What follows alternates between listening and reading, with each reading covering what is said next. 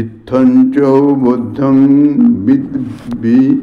বিদত্ত ভিদ্মি শরণাপত্তি লক্ষণম বাচা হৃদাচ্চ তন্নাপি কৃষ্ণৈকাশ্রয়ণং হি যৎ। কলিযুগ পাবন অবতার পরম করুণাময় শ্রী গৌরাঙ্গ সুন্দরের প্রিয় অন্তরঙ্গ প্রিয় পার্শ্বদবর্য পূজ্যপাদ শ্রীল সনাতন গোস্বামীপাদ, রূপ গোস্বামীপাদ এবং শ্রীজীব গোস্বামীপাদের গ্রন্থাবলী থেকে গ্রন্থাবলী অবলম্বনে সংকলিত শরণাগতি ও শ্রদ্ধার শরণাগতি সম্বন্ধে আলোচনা করা হইতেছে। ইতিপূর্বে আস্বাদিত হয়েছে ভক্তের এই প্রকার শরণাগতির প্রার্থনায় কৃপাময় প্রভুও ব্যাকুল হয়ে পড়েন, যার জন্যে তিনি শ্রীমদ্ ভাগবতের 11 স্কন্ধে বর্ণিত উদ্ধবকে সম্বোধন করে বলছেন, হে উদ্ধব, তোমার মতো ভক্ত যেমন আমার প্রিয়তম তেমন আর কেহ নয়, এমনকি ন তথা মে প্রিয়তম। আমার আপন স্বরূপ তত প্রিয়তম নহে। এই জন্যে ভক্ত আমার এত প্রিয় যে ভক্তের পদরজ দ্বারা অভিষিক্ত হওয়ার নিমিত্ত, পবিত্র হওয়ার নিমিত্ত আমি নিত্যই তাহাদের অনুগমন করি। অনুব্রজামহং নিত্যং পুয়েত্তং হৃরেণুভি। এইভাবে শরণাগত একান্ত ভক্তের নিকট ভগবান তাহার কৃপার দ্বার কেমন করে উন্মুক্ত করে দেন তাহার দিগদর্শন প্রদর্শিত হল। পরবর্তী শ্লোকে শরণাপত্তি লক্ষণের উপক্রম করিতেছেন গ্রন্থকার।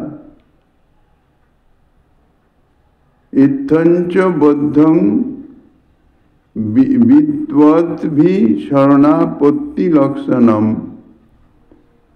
বাচা হৃদা চৈতন্যাপি কৃষ্ণৈকাশ্রয়ণং হি যৎ। অর্থাৎ এই প্রকার বাক্য, মন ও দেহ দ্বারা একমাত্র শ্রীকৃষ্ণের যে আশ্রয় গ্রহণ, তাহাকে পণ্ডিতগণ শরণাগতির লক্ষণ বলে নির্দেশ করেছেন। এই শ্লোকের টিকা লিখতে গিয়ে বলছেন গোস্বামীপাদ, এবং মহাত্ম লিখন দ্বারা লিখিতম অপি শরণাগত লক্ষণং পৃথক স্পষ্টয়ন লিখতি ইত্থং চেতি। অনেন লিখিত প্রকারেণ সকৃদেব প্রপন্ন যশ তবাস্মিতি চ যাচতে ইত্যাদিনা ব্যাসাদিভি কৃষ্ণদেবস্যাশ্রয়ণম এবং যৎ তদেব শরণাগত লক্ষণং বদ্ধব্য তত্র বাচাশ্রয়ণং তবাস্মত্যাদি বচনম মনুষাশ্রয়ণং তস্যৈবাহমিত্যাদি চিন্তনম কায়েনাশ্রয়ণং তৎক্ষেত্র সেবনাদি এতচ্চ সর্বম অগ্রে ব্যক্তং ভাবি। অর্থাৎ পূর্বোক্ত প্রকারে শরণাগতির মহিমা লিখন দ্বারা শরণাগতি লক্ষণ লিখিত হলেও শরণাগতি সম্বন্ধে মোটামুটি যাহা কিছু বলা হয়েছে, এক কথায় প্রভুর চরণে শরণ গ্রহণ করা, অর্থাৎ প্রভুকে একান্ত আপনার মনে করে নিজে প্রভুর আপনার হয়ে যাওয়া, আমি আপনার, ইহাই শরণাগতির লক্ষণ পূর্বে বলা হয়েছে। এইভাবে শরণাগতির লক্ষণটি স্পষ্ট করবার জন্যে এখন পৃথকভাবে আরো পরিষ্কৃত করে বিস্তৃতভাবে বলছেন ভগবানের শরণাপন্ন হয়ে আমি তোমার হলাম বলে যিনি একবার মাত্র যাচনা করেন, ভগবান শ্রীকৃষ্ণদেবের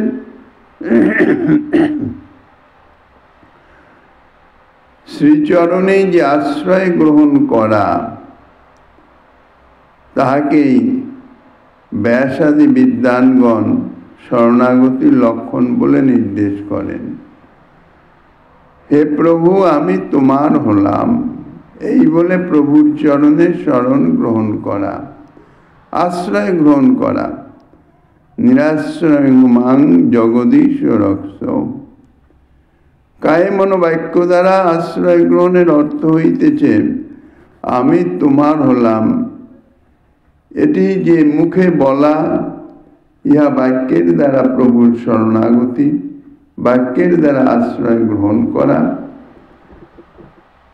আমি তাহারই ইত্যাদি সদাসর্বদাই মনে যে চিন্তা করা, মনের দ্বারা আশ্রয় গ্রহণ করা, অর্থাৎ আমি একমাত্র তাহার, আমার অভীষ্ট দেবেরই আমি, এটি মনে সদাসর্বদাই ভাবনা, চিন্তন, মনে সবসময় এই ভাবই বিরাজিত থাকবে যে আমি একমাত্র তানার। এই মনের দ্বারা যে আশ্রয়, ইহাই মুখ্য। বাক্যের দ্বারা একবার দুইবার শতবার মুখে বলা যায়, কিন্তু মনে মনে এই ভাবটি যথাযথ অবস্থান করানো, অর্থাৎ মনের ভাব সদা সর্বদাই চিন্তন করানো, এটি একটু কঠিন বিষয়। কেননা কোন অবস্থায় মনের মধ্যে যেন শ্রী ভগবান ছাড়া অন্য কারোর প্রতি কোনো ভরসার আভাস মনের ভাবনায়, চিন্তায় কখনো প্রকাশ না পায়, অর্থাৎ উপস্থিত না হয়। আর কায়ের দ্বারা, শরীর দ্বারা আশ্রয় গ্রহণ করা,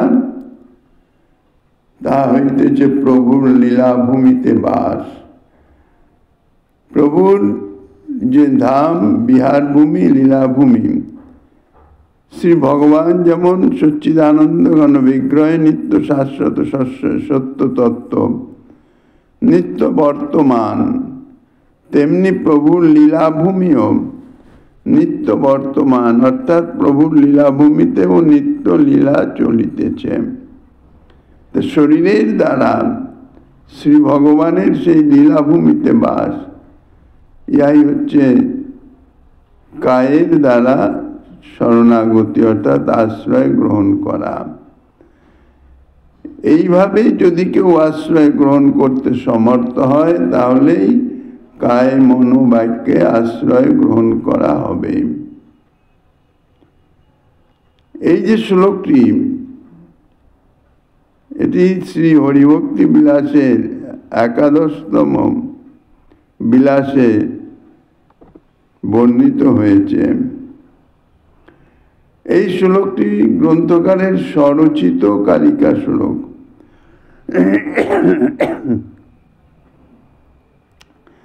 শরণাগতির মৌলিক লক্ষণ লিখিতে প্রবৃত্ত হওয়ার উপক্রমেই তার যে তত্ত্বটি, তাহা নিজ রচিত শ্লোকের দ্বারা গোস্বামীপাদ জানালেন।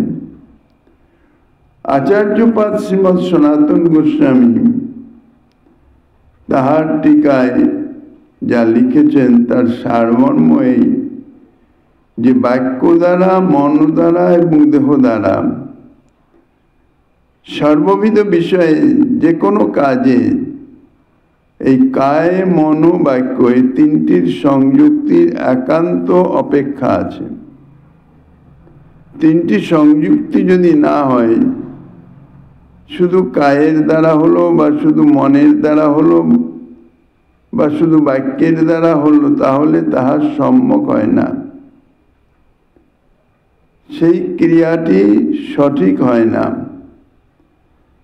এই জন্যে কায়ে মনোবাক্যে একমাত্র ভগবান শ্রীহরিকেই অবলম্বন করা, শ্রীহরির আশ্রয় গ্রহণ করা, শ্রীহরিতেই সম্পূর্ণ ভরসা করা, ইহাই শরণাগতির লক্ষণ।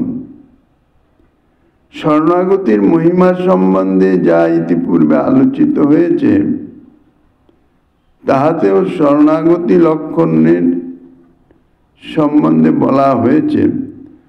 তথাপি শরণাগতি লক্ষণ আবার পৃথকভাবে এই যে আলোচনা হইতেছে, যাহাতে শরণাগতি সম্বন্ধে মাদৃশ জীবের একটি সুস্পষ্ট বোধ জন্মায়, সুস্পষ্ট জ্ঞান, সুস্পষ্ট বিজ্ঞান অর্থাৎ অনুভব জন্মায়, এবং শরণাগতি বিষয়ে আমাদের যে ধারণা, যে ভাবনা, যে চিন্তা, তাহা পরিষ্কার হয়।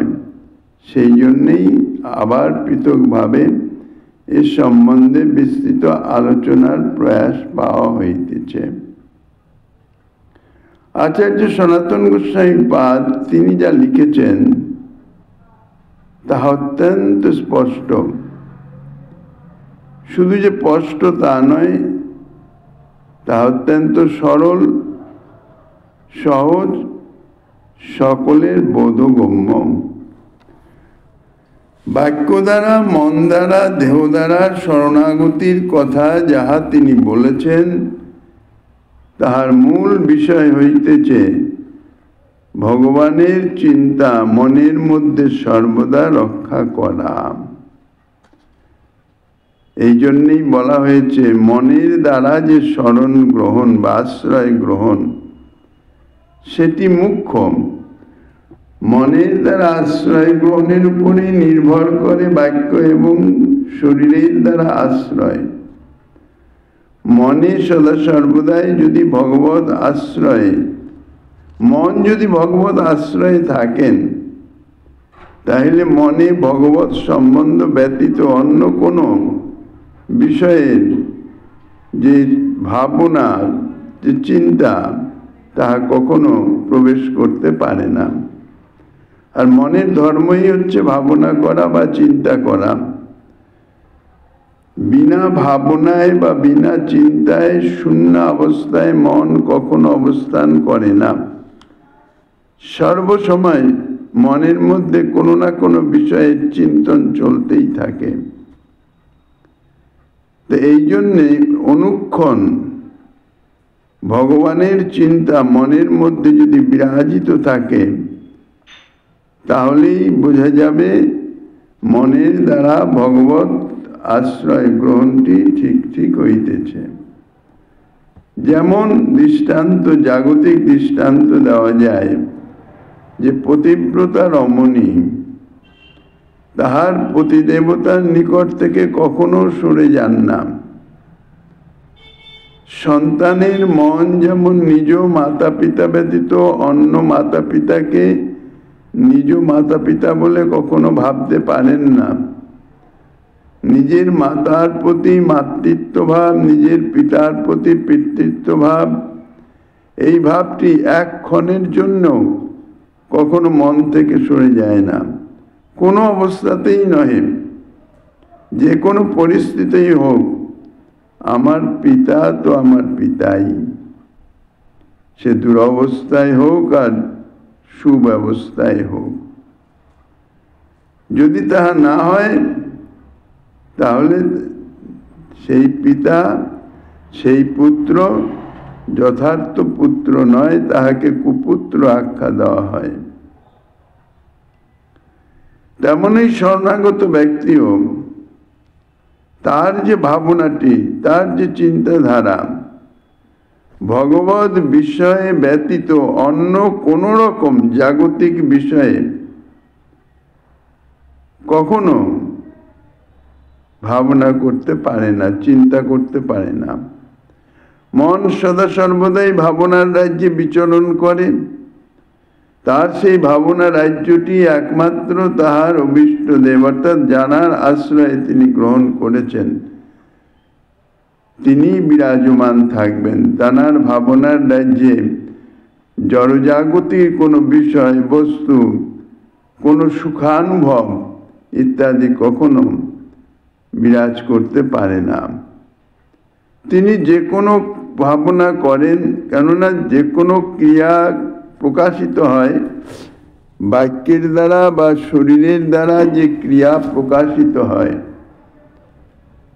মনের মধ্যে যে ভাবনা বিরাজ করেন সেই ভাবনা অনুযায়ী সেই ভাবনাই বাক্যের দ্বারা প্রকাশিত হয় বা শরীরের দ্বারা কৃত হয়, কর্ম হয়। আমি ভগবানের এই ভাবনায় সদা সর্বদা প্রতিষ্ঠিত থাকার নামই হচ্ছে শরণাগতি। সদা সর্বদাই সেটা বিরাজমান থাকবে। এক ক্ষণের জন্য ভগবান ব্যতীত, ভগবৎ সম্বন্ধনীয় বিষয় ব্যতীত অন্য কোনো বিষয়ের সেখানে প্রবেশ নেই, প্রবেশ নিষেধ। আচার্য শ্রী সনাতন গোস্বামী পাদ আলোচ্য শরণাগতি প্রকরণের প্রারম্ভেই তা স্পষ্টভাবে জানিয়ে দিয়েছেন। কেবলং ভবদীয় অমিত্যে তন্মাত্রম, অর্থাৎ আমি শ্রী ভগবানের, অর্থাৎ কেবলমাত্র শ্রী ভগবানের। আমি যেমন অন্য কাহারও নই, তেমনি অন্য কেহ আমার নহে। এই যে ভাবনা, এই যে চিন্তা, এই যে বিষয়, ইহার নামই হচ্ছে শরণাগতি। আমি যেমন আমার পিতৃদেবের সন্তান বা মাতৃদেবীর সন্তান, অন্য কারো নহে, তেমনি আমার পিতা বা মাতা অন্য কেহ নহে। এ জাতীয় যে ভাবনা সদা সর্বদা বিরাজিত থাকে। সাধারণত সংসারেও দেখা যায়, নিজের জন যাহাকে মানা হয় তাহার সম্বন্ধে, তাহার মঙ্গলের নিমিত্ত সদা সর্বদাই সে কর্ম করে। যাহাকে নিজের বলে মনে হয় না, তার সম্বন্ধে কোনো ভাবনা চিন্তা, তার মঙ্গল অমঙ্গলের চিন্তা বা তার সম্বন্ধে কোনো কর্ম সে কখনো করে না। এই যে নিজজন, অর্থাৎ নিজত্ব, মমত্ব, আমার, যার সম্বন্ধে এই মমত্ব আসে, তার গোচরীভূত হোক অগোচরীভূত হোক, যেভাবেই হোক, সদা সর্বদাই তাহার নিমিত্তই সে কর্ম করে, তার কোনো বলার অপেক্ষা থাকে না। তাই সকলের পক্ষেই যাজন করা সম্ভব। সকলেই, প্রাকৃত জগতের সকলেই নিজ পরিজনের জন্যেই সর্ববিধ কর্ম করে, যাকে সে নিজজন বলে অনুভব করে, স্ত্রী পুত্র পরিজন। ঠিক ওই প্রকার ভাবনাটি শরণাগতির বীজ স্বরূপ জানতে হবে। আমি ভগবানের বা ভগবান আমার, এই যে ভাবনা, এটাই হচ্ছে শরণাগতির বীজ, মূল। আর ওই বীজই অঙ্কুরিত হলে সাধক সর্বাবস্থায়, সর্বক্ষেত্রে, জীবনের প্রতিটি পদক্ষেপে, প্রতিটি ক্ষণে ভগবানের উপরেই নির্ভরশীল হয়ে থাকেন। তাহার চরণে বিশ্বাস সুদৃঢ় হয়ে থাকেন। এই ভগবৎ সম্বন্ধনীয় বিষয়, অর্থাৎ আমার অভীষ্ট সম্বন্ধনীয় বিষয় ছাড়া অন্য কোন রকম কোনো বিষয়ে আভাসও তাহার চিত্তে কখনো প্রতিফলিত হয় না। মহৎগণের আচরণেও দেখা যায়, তাহারা যদি পরস্পর মিলিত হন তো তাহাদের অভীষ্ট দেবের অর্থাৎ হরিকথা ব্যতীত কোনো প্রাকৃত জগতের কোনো প্রাকৃত কথার কোনো আভাসও তাহাদের কথায় কখনো প্রকাশিত হয় না। নিজ জন অর্থাৎ অভীষ্ট জনের ইষ্টের কথা তাহাই আলোচিত হয়, অন্য কোনো বিষয় তাহাদের মনে প্রবেশই করে না। কেননা তাহাদের মনের যে ভাবনা চিন্তা সদা সর্বদাই ভগবতমুখী হওয়াতে ভগবানময় হয়ে যায়, অর্থাৎ অভীষ্টময় হয়ে যায়। সেখানে অন্য কিছু প্রবেশের কোনো স্থানই নাই, স্থানই পায় না। আর ওই বিজয়ী অঙ্কুরিত হলে সাধক সর্বাবস্থায় সর্বক্ষেত্রে জীবনের প্রতিটি পদক্ষেপে প্রতিটি ক্ষণে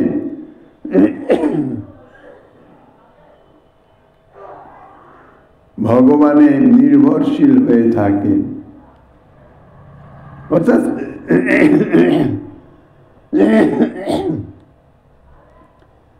এই যে ভগবত নির্ভরশীলতা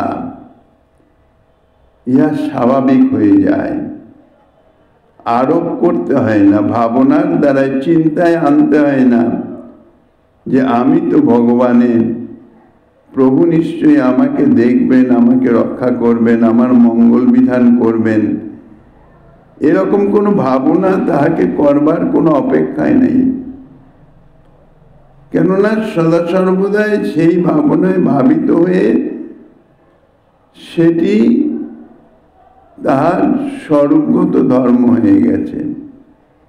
তাই সর্বক্ষেত্রে জীবনের প্রতিটি পদক্ষেপেই সে ভগবানের উপরেই নির্ভরশীল হয়ে থাকে। এই নির্ভরশীলতা তাহাকে চেষ্টা করে আনতে হয় না, আরোপিত করতে হয় না।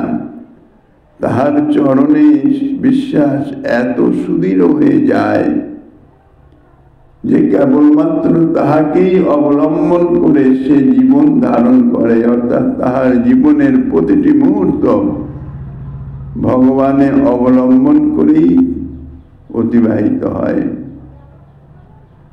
আচার্যপাদ শ্রী সনাতন গোস্বামী চরণ শরণাগতির লক্ষণ জানাতে গিয়ে তাই বলেছেন, কায় মন বাক্য দ্বারা শরণাপন্ন হলে তাহা যথার্থ শরণাগতি হবে। দেহ দ্বারা শরণাগতির অর্থই হইতেছে দেহ দ্বারা ভগবত ধামে বাস। ভগবত ধামে বাস করে তাহারই সেবা বা ভজন ইত্যাদির দ্বারা জীবন নির্বাহ করা, ইহাই হচ্ছে দেহের দ্বারা শরণাগতির লক্ষণ। অর্থাৎ দেহের দ্বারা শরণাগতির লক্ষণের মূল কাজ হইতেছে, মূল লক্ষ্য হইতেছে দেহ দ্বারা তাহার সেবায় নিয়োজিত হওয়া। আর সেটি সর্বাপেক্ষা সহজ সুলভ হয়ে তাহার ধামে বাস করলেন। তাহার ধামে যদি অবস্থান করা যায় তাহলে শ্রী ভগবানের লীলাভূমি, সেই ক্ষেত্র, সেখানে সর্ববিধ যাহা কিছু সবই ভগবতময় হয়ে যায়।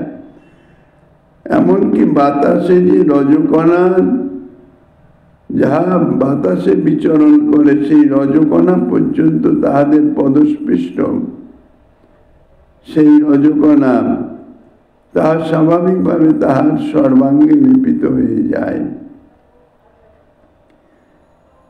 যে পরিবেশে অবস্থান করা হয় সেই পরিবেশের প্রভাব সদা সর্বদাই শরীরের সঙ্গে সংযুক্ত হয়ে মনের মধ্যে তার ক্রিয়া করে। ভগবত ধামে সমস্ত কিছুই ভগবতময়, তাহা অপ্রাকৃত সচ্চিদানন্দ ঘন। প্রাকৃত মন বুদ্ধিতে তাহার অনুভব হোক বা না হোক, তত্ত্বত তাহার ভগবতময়। এই জন্যে শরীরের দ্বারা শরণাগতির লক্ষণ হইতেছে শ্রী ভগবত ধামে অবস্থান করা। যতক্ষণ না চিত্ত শুদ্ধ হইতেছে, অর্থাৎ অপ্রাকৃত চিত্তের যে প্রাকৃত গুণ সেটি দূরীভূত হইতেছে, ততক্ষণ পর্যন্ত যথার্থ অপ্রাকৃত বিষয়ের অনুভব তো আসে না। কিন্তু অপ্রাকৃত বিষয়ের অনুভব হোক আর না হোক, তাহার ক্রিয়া তো হবেই। যে কোনো অবস্থাতেই সেই পরিবেশের মধ্যে কোনো স্থানে একটি আলোক যদি আলোক বাতি যদি জ্বলতে থাকে, তার আলোকের একটা পরিসীমা থাকে। সেই পরিসীমার মধ্যে প্রবেশ করলেই তাহার শরীর আলোকময় হয়ে যায়, অর্থাৎ পরিষ্কার দেখা যায়। আর যদি আলো না থেকে কোনো অন্ধকার স্থানে যদি প্রবেশ করা যায়, অন্ধকার পরিবেশের অপেক্ষা এই জন্যই বলা হইতেছে, অন্ধকারময় স্থানে প্রবেশ করলে তার নিজের দেহই সে নিজে দেখতে পায় না, কেননা তাহা অন্ধকারময় হয়ে যাইতেছে। এই জন্য ভগবত ধামে বাস ইহা হইতেছে শরণাগতির একটি বিশেষ লক্ষণ, অর্থাৎ অন্যতম লক্ষণ। ভগবত ধামে অবস্থান করলে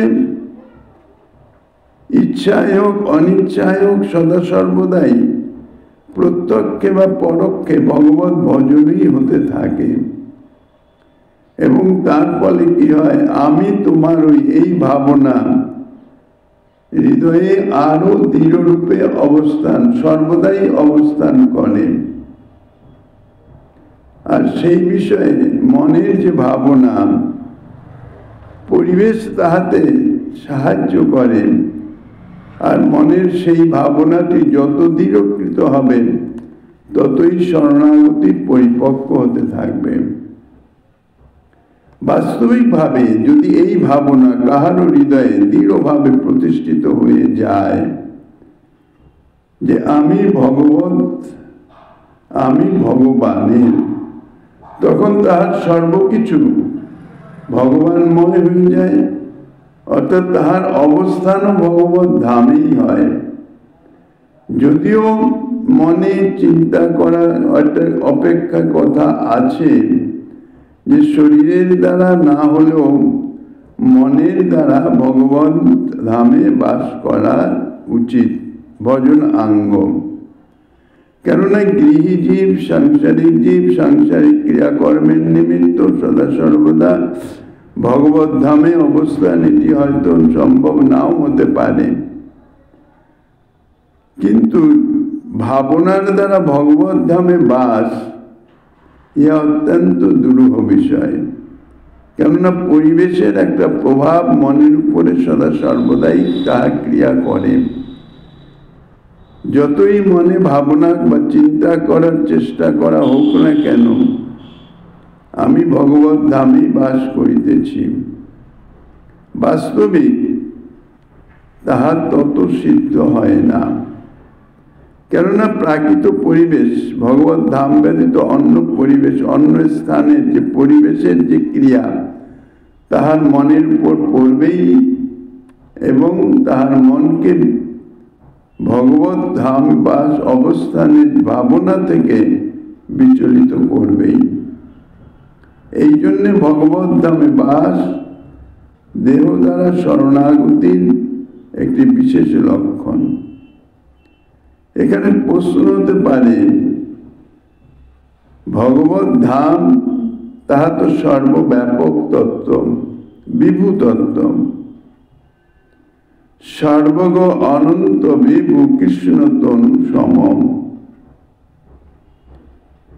শ্রী ভগবানের শ্রী বিগ্রহ শ্রী কলেবর যেমন বিভু তত্ত্ব, সর্বব্যাপক তত্ত্ব, সর্বত্রময় বিরাজিত, তেমনি ভগবত ধামও বিভু, ব্যাপক, সর্বত্রময়। অর্থাৎ এক কথায় বলতে গেলে ভগবত ধাম ব্যতীত, যেমন ভগবান ব্যতীত কোনো স্থানই নাই, কোনো কিছুই নাই, তেমনি ভগবত ধাম ব্যতীত কোনো কিছুই নাই। এটি তত্ত্ব তো সত্য ঠিকই, কিন্তু সেই ভাবনাটি হৃদয়ে প্রকাশিত হওয়ার নিমিত্ত চিত্তের মন বুদ্ধির যে অবস্থায় উন্নীত হওয়ার প্রয়োজন হয়, সেই অবস্থায় উন্নীত না হওয়া পর্যন্ত ভগবান ধামের এই যে সর্বগ অনন্ত বিভু কৃষ্ণতনু সময়া সিদ্ধ হয় না। তাহার মন যদি সর্বব্যাপক বাসুদেবং সর্বম, সর্বত্রই বাসুদেব, সবকিছুই ভগবান বাসুদেব, এই যে ভাবনা, গীতাতে শ্রী ভগবান বলেছেন সমহাত্মা সুদুর্লভ, সেটি শরণাগতির চরম অবস্থায় পৌঁছালে তবেই তার এ জাতীয় ভাবনা এসে উপস্থিত হয়। যাহা যাহা নেত্র পড়ে তাহা ইষ্ট স্ফুরে। কিন্তু সেই অবস্থায় অবস্থিত না হয়ে, চিত্তের তাদৃশ উন্নত অবস্থায় না হয়ে যদি শুধু বাক্যের দ্বারা তাহা প্রকাশ করতে যায় যে ভগবত ধাম তো সর্বব্যাপক, সর্বত্রই বিরাজিত, যেখানেই মনে করব তাহাই আমার বৃন্দাবন, এটি কপটতায় পরিণত হয়ে যায়। এটি অনেক উচ্চ স্তরের সাধকের কথা। তাদৃশ অবস্থায় উন্নীত না হয়ে প্রকৃত সত্য প্রকাশ করার বা প্রকৃত সত্য ভাবনা করা, তাহাই একান্ত কর্তব্য। এই জন্যে ভগবত ধামে বাস করে, ভগবত ধামে বাস করলে ভগবত সেবাটি, ভক্তি অঙ্গ যাজনটি অতি সহজ সরল সুলভ হয়ে যায়। তার মধ্যে বিশেষ করে কর্ণেন্দ্রিয় এবং শ্রবণেন্দ্রিয়, দর্শনেন্দ্রিয়ের যে ক্রিয়া, কর্ণে ভগবত নাম গ্রহণ, এই নাম শ্রবণ, ইহা স্বতঃসিদ্ধ হয়ে যায়। ভগবত ধামে অবস্থানের প্রভূত মহিমা, প্রভূত লক্ষণ দেখা যায়। বাস্তবিকভাবে যদি এই ভাবনা কারো হৃদয়ে দৃঢ়ভাবে প্রতিষ্ঠা হয়, তাহলে তাহার জন্মগত, কুলগত, জাতিগত যেসব অভিমান, যাহা ভক্তি সাধনার মহান অন্তরায় হয়ে থাকে, তাহা একেবারে বিনষ্ট হয়ে যেতে পারে। আমি ভগবানের, এই ভাবনাটি যদি অন্তরে প্রতিষ্ঠিত সিদ্ধ হয়ে যায়, তাহলে আমি ভগবানের, অর্থাৎ আমার অন্য কোনো পরিচয় আর রইল না। জন্মগত, কুলগত, জাতিগত ইত্যাদি যে অভিমান থাকে, আমি ব্রাহ্মণ, আমি কুলীন, বা আমি বিদ্বান, আমি পণ্ডিত ইত্যাদি যে সমস্ত অভিমান, যে কোনো রকমের অভিমান, তাহা ভক্তিপথের মহান অন্তরায়, মহান বাধক, ভক্তিপথ থেকে তাহাকে বিনষ্ট করে দেয়, চ্যুত করে দেয়। তো এই যে মহান অন্তরায় ভক্তি সাধনার, তাহা একেবারে সমূলে বিনাশ প্রাপ্ত হতে পারে এই শরণাগতির মাধ্যমে। অর্থাৎ আমি ভগবানের, মানে আমার অভীষ্টের। বৃক্ষের যেমন মূলোচ্ছেদন করলে আর শাখা প্রশাখাকে ভিন্নভাবে ছেদন করতে হয় না, ঠিক তেমনই যে আমি ও আমিত্বকে সংসারে নানাভাবে জাহির করতে, প্রচার করতে, প্রতিষ্ঠা করতে মানুষ উদ্যত ব্যস্ত হয়ে যায়। ইহাই প্রাকৃত জগতের বিশেষ ধর্ম, নিজেকে জাহির করা, প্রকাশ, পরোক্ষে হোক বা প্রত্যক্ষে হোক। এটি স্বাভাবিকভাবে মনের যে অভিমান, অভিমানের বহিঃপ্রকাশ অর্থাৎ ক্রিয়া, নিজেকে জাহির করা, আমি পারি, আমি এটা করতে পারি, আমি এটা জানি। বিশেষভাবে অনুধাবন করলেও দেখা যায় কোনো পরস্পর কাহার সঙ্গে যদি কোনো বিষয়ে বাক্যালাপ হয় আর সে বিষয়ে তার যদি কিছুমাত্র জ্ঞান থাকে, সে শত প্রবৃত্ত হয়ে সেই জ্ঞান সেখানে প্রকাশ করবে, অর্থাৎ নিজেকে জাহির করবে যে আমি জানি, আমিও পারদর্শী। এই যে নিজেকে জাহির করা অর্থাৎ আমি এবং আমিত্ব, ইহা জগতে প্রকাশ করা, এটি মনুষ্যের অভিমানের একটি বহিঃপ্রকাশ। এবং ইহা বিচার করলে বা যদি একটু অনুভব করা যায়, সূক্ষ্মভাবে অনুসন্ধান করা যায়, তাহলে দেখা যায় প্রতিক্ষণেই সেই ক্রিয়া মনের মধ্যে চলতেছে। কতক্ষণে নিজেকে জাহির করব, নিজেকে প্রকাশ করব, সকলের নিকটে আমার প্রতিষ্ঠা দৃঢ় হবে, তাহলে আর কে আর প্রতিষ্ঠা পূজা পাবার জন্য দৌড়ঝাঁপ করবে? যদি একবার এই আমি এবং আমিত্ব ভগবৎ চরণে সমর্পণ করা সম্ভব হয়, অর্থাৎ আমি বা আমিত্বই যদি আর না থাকে, তাহলে তো আর নিজেকে কেউ জাহির করতে যাবে না।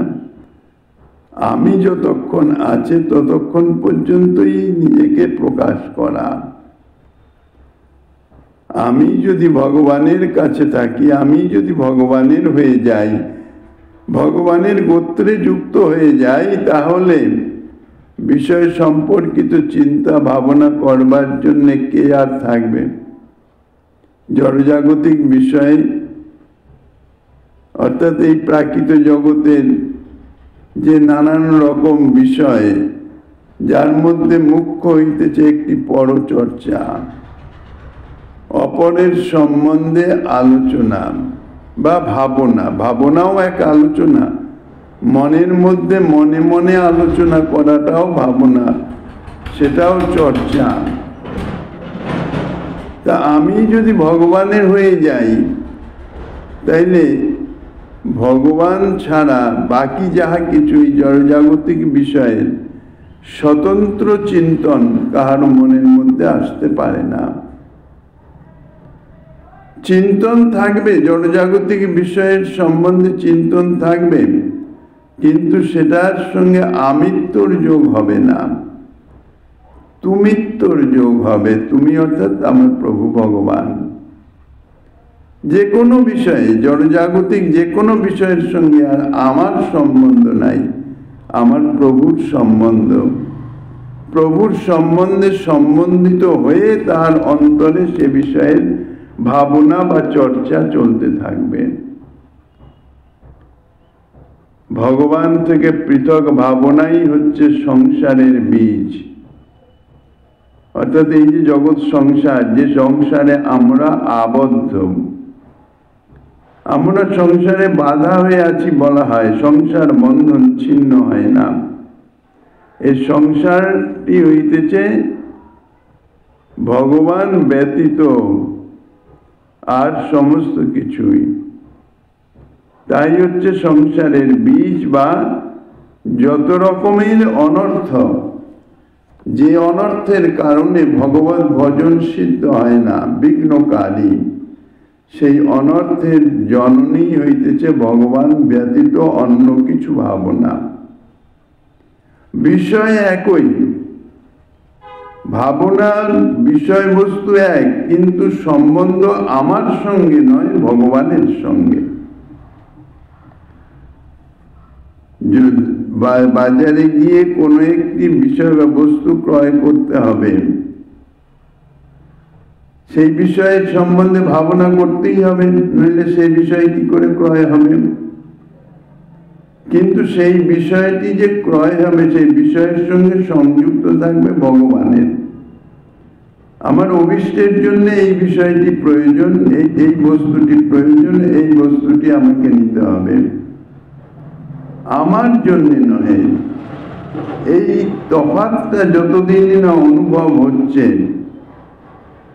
ততদিন পর্যন্ত শরণাগতি সিদ্ধ হবে না, সেটা কপটতা হয়ে যাবে।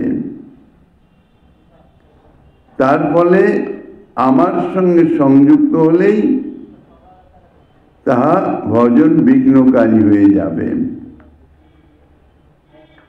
কাজেই যদি আমি ভগবানের হয়ে যাই তাহলে আলোর প্রকাশে অন্ধকারের মতন, সূর্যের প্রকাশে কুয়াশার মতন সমস্ত অনর্থ, সকল রকম দুর্বাসনা তৎক্ষণাৎ চিরতরে বিনষ্ট হয়ে যাবে। বাসনা তো আমাদের মনের ধর্ম, বাসনা শূন্য তো মন থাকতে পারে না, বাসনা সদা সর্বদাই হৃদয়ে বিরাজিত হবে। কিন্তু সেই বাসনা যদি ভগবানের সঙ্গে সংযুক্ত হয় তাহলে তাহা সুবাসনা বা সদ্ভাবনায় পরিণত হয়। আর যদি সেটি আমার সঙ্গে সংযুক্ত হয় তাহলে সেটি কুবাসনায় পরিণত হয়ে যায়। বাসনা একই, তাহাকে সুবাসনা বা কুবাসনায় পরিবর্তন করাটা নিজের কাছে। শাস্ত্রে জানা যায় আমি ও আমার ভাবনাই ইহাই হইতে সংসার বন্ধনের মূল কারণ। আর এই যে ভাবনা, আমি এবং আমার ভাবনা, ইহা নিরন্তর বর্ধমান, অর্থাৎ নিরন্তর বর্ধিত হতে থাকে। সংসারের নানা প্রকার বাসনার নিরন্তর উদ্ভব হতে থাকে। শুদ্ধ মনের পরিচয় জানাতে গিয়ে শ্রী ভগবান কপিলদেব জননী দেবহূতির নিকট বলেছেন, আমি ও আমার এই অভিমান উত্থিত বিবিধ প্রকার যে কাম ও লোভের দ্বারা মন অশুদ্ধ হয়ে থাকে। আমি এবং আমার, ইহাই হচ্ছে সংসার বন্ধনের, সংসার বাসনার, মানে সমস্ত কিছু অনর্থের মূলই হইতেছে আমি এবং আমার। দেহটি আমি, আর দেহ সুখ সম্বন্ধনীয় যাহা, অর্থাৎ যাহার মাধ্যমে দেহে সুখানুভব হবে, সে যে বস্তু হোক, যে ব্যক্তি হোক, তাহা হইতেছে আমার। এই যে অভিমান, সর্ববিধ অনর্থের, সর্ববিধ যে কাম, ক্রোধ, লোভ, মোহ ইত্যাদি যে রিপুগণের যে তাড়না, যার দ্বারা মন অশুদ্ধ, ইহাই হইতেছে মনের মল, মনের কলুষতা। যখন এই সকল কামনা এবং লালসা মন থেকে একেবারেই অপসারিত হবে, আর সেটি অপসারিত করার, মন তো শূন্য থাকবে না, মনের সদা সর্বদা ভাবনা চলতেই থাকবে, তাহলে ইয়াকে এই আমি এবং আমার থেকে সরিয়ে নিয়ে ভগবৎ সম্বন্ধনী, অর্থাৎ আমার অভীষ্টের সঙ্গে যুক্ত করতে হবে।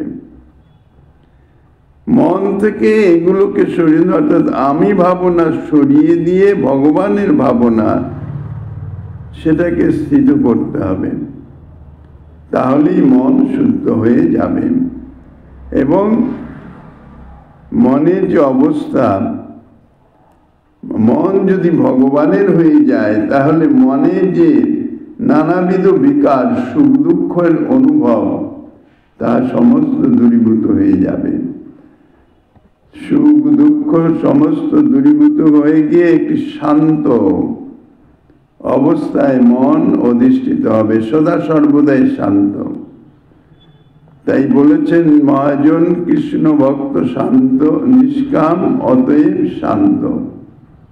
সেখানে কোনো বিচলিত হবার, অর্থাৎ কোনো চঞ্চলতা, কোনো বিকার ইত্যাদি মনের মধ্যে আর অবস্থান করে না। মন যদি শান্ত হয় তাহলে সেই শুদ্ধ সমদৃষ্টিশালী মনে যথার্থ আত্মার দর্শন হয়। যেমন